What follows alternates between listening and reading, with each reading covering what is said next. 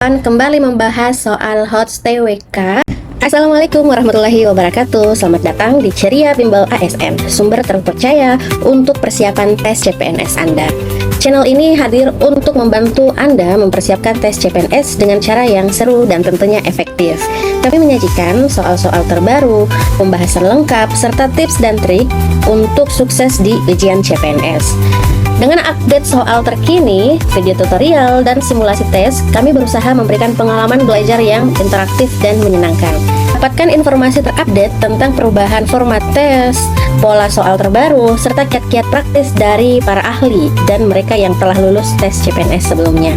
Jangan lewatkan kesempatan untuk menjadi yang terbaik dalam tes CPNS dengan cara yang tepat dan efisien. Siap untuk sukses? Ayo gabung dan ikuti perjalanan Anda menuju karir ASN yang cemerlang. Teman-teman jangan lupa like, comment, share, dan subscribe ya. Terima kasih. Yang mana tes wawasan kebangsaan merupakan salah satu instrumen tes yang diberikan dalam seleksi CPNS. Nah, TWK ini dimaknai sebagai tes yang digunakan sebagai alat ukur untuk mengetahui kemampuan peserta tes CPNS dalam pemahaman wawasan negara kesatuan Republik Indonesia. Oke teman-teman, jadi materi yang dibahas dalam tes wawasan kebangsaan atau yang diberikan tesnya dalam tes CPNS ini adalah yang pertama nasionalisme, integritas, pilar negara, bela negara, dan bahasa Indonesia. Oke, kita langsung saja pada contoh soal berikut ini. Hakikat sebuah negara yang menekankan pada unsur pemerintahan adalah A. Negara merupakan alat untuk mengukur dan mengendalikan masyarakat secara bersama-sama atas nama rakyat. B. Negara merupakan organisasi masyarakat yang diciptakan oleh sebagian kelompok atau founding fathers. C. Negara merupakan kekuasaan kewilayahan yang diperbolehkan untuk mengatur kehidupan masyarakat dengan cara kekerasan. D. Negara merupakan organisasi kekuasaan untuk mengatur kehidupan berdasarkan kekuasaan. E. Negara merupakan asosiasi terhadap masyarakat untuk diatur dan dilindungi dalam suatu wilayah tertentu. Oke teman-teman, silahkan dijawab dalam 10 detik.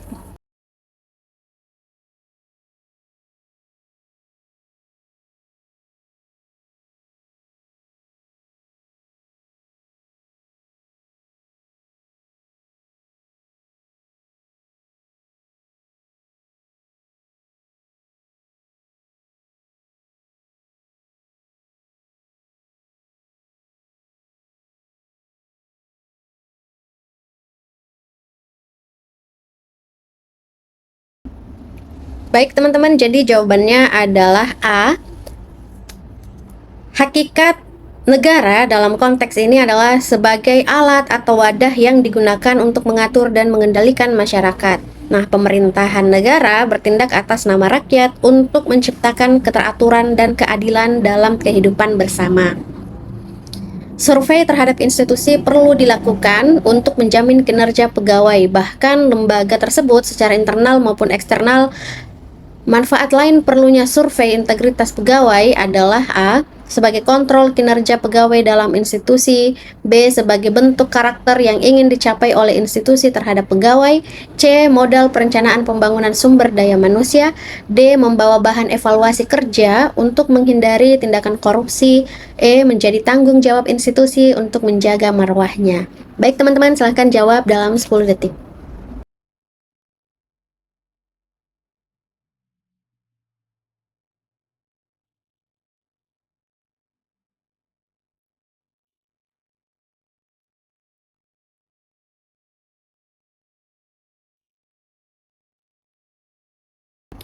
Baik teman-teman, jadi survei integritas pegawai merupakan alat yang digunakan untuk mengukur tingkat integritas dan kinerja pegawai dalam suatu instansi. Nah, manfaat survei integritas pegawai ini memberikan data dan informasi tentang integritas pegawai yang dapat dijadikan modal perencanaan pembangunan sumber daya manusia. Jadi hasil survei dapat digunakan untuk merumuskan kebijakan, program pelatihan, dan pengembangan karyawan yang sesuai dengan kebutuhan institusi. Nah, fungsi lain dari kontrol kinerja pegawai dalam institusi yaitu survei dapat digunakan sebagai alat kontrol untuk memastikan bahwa kinerja pegawai telah sesuai dengan standar yang telah ditetapkan. Nah, juga bertindak sebagai pembentuk karakter yang ingin dicapai oleh institusi terhadap pegawai. Nah, survei ini dapat membantu institusi dalam membentuk karakter pegawai sesuai dengan nilai yang diinginkan oleh institusi tersebut.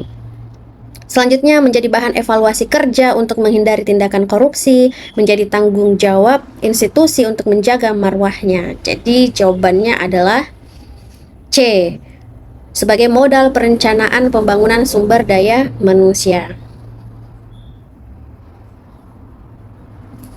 Baru-baru ini kita dikagetkan dengan kasus korupsi yang ada di Kementerian Kominfo dan Kementerian Pertanian.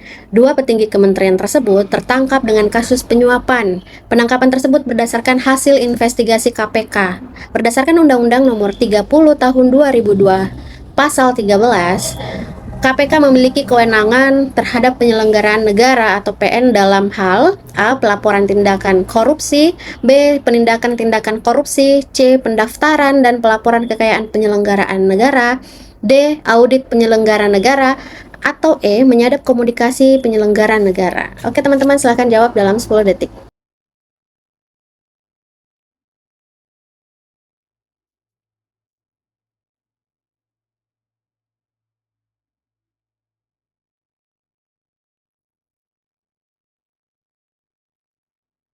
Baik teman-teman, jadi jawabannya adalah B, penindakan tindakan korupsi. Jadi Undang-Undang Nomor 30 Tahun 2002 Pasal 13 tentang Komisi Pemberantasan Tindak Pidana Korupsi memberikan kewenangan kepada KPK terkait penindakan tindakan korupsi, yang mana kewenangan KPK termasuk dalam penindakan-tindakan korupsi yang mencakup penyelidikan, penyidikan, penuntutan, dan pelaksanaan putusan pengadilan terkait tindak pidana korupsi.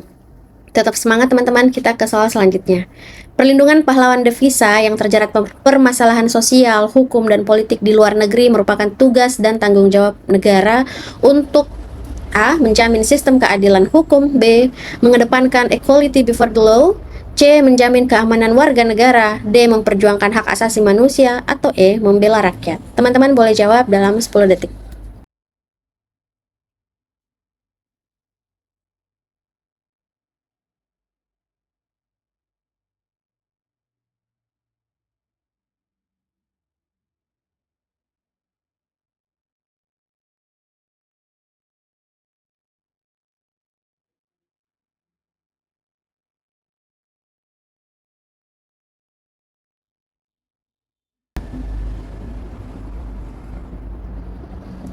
Baik teman-teman, jadi jawabannya adalah C, menjamin keamanan warga negara, yang mana perlindungan devisa atau pahlawan devisa adalah mereka yang bekerja di luar negeri memberikan kontribusi besar terhadap perekonomian negara dengan mengirimkan devisa melalui remitansi. Nah, tugas dan tanggung jawab negara ini terutama terkait dengan perlindungan warga negara, termasuk pahlawan devisa, di mana keamanan warga negara menjadi prioritas. Dalam hidup bermasyarakat, berbangsa, dan bernegara, menjaga perbedaan dengan mengedepankan kepentingan bersama, menghargai pluralisme dalam suku yang ada di Indonesia, menegakkan keadilan dalam perbedaan, lebih mengutamakan perbedaan daripada persamaan, dan turut serta mendamaikan konflik supaya tidak terjadi kerusuhan merupakan contoh-contoh pengamalan Pancasila. Berikut ini yang merupakan aktualisasi dari pengamalan sila keempat adalah A. Menghargai pluralisme dalam suku yang ada di Indonesia, B. Menjaga perbedaan dengan mengedepankan kepentingan bersama, C. Lebih mengutamakan perbedaan daripada persamaan, D. Turut serta mendamaikan konflik supaya tidak terjadi kerusuhan, atau E. Menegakkan keadilan dalam perbedaan. Teman-teman boleh jawab dalam 10 detik.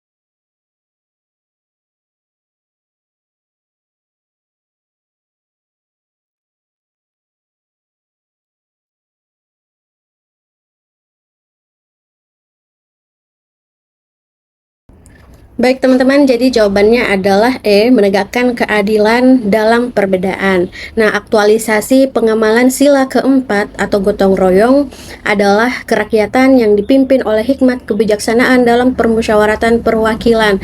Dalam konteks ini, mengedepankan keadilan dalam perbedaan adalah aktualisasi dari nilai ini. Menegakkan keadilan dalam perbedaan mencerminkan semangat keadilan dalam menghadapi perbedaan, termasuk perbedaan suku, dan memastikan bahwa setiap individu atau kelompok diperlakukan secara adil.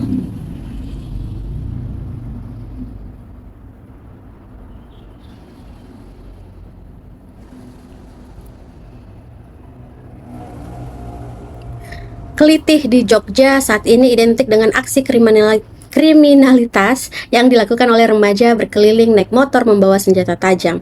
Tak jarang mereka melukai warga yang tidak bersalah hingga terluka, bahkan kehilangan nyawa. Tindakan para remaja ini bertolak belakang dengan nilai Pancasila, khususnya sila ke A1, B2, C3, D4, atau E5. Teman-teman boleh jawab dalam 10 detik.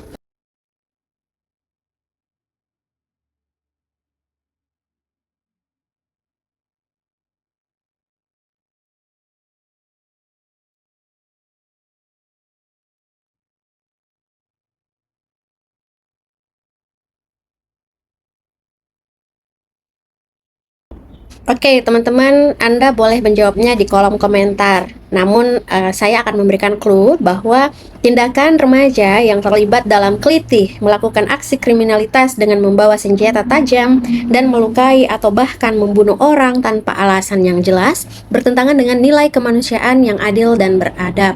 Nah, nilai ini menekankan pada perlunya kemanusiaan yang adil dan beradab yang tidak sejalan dengan tindakan kriminalitas dan kekerasan yang dilakukan oleh remaja dalam kelitih di Jogja. Jadi teman-teman silahkan menalar jawabannya A, B, C, D, atau E. Silahkan jawab di kolom komentar. Terima kasih.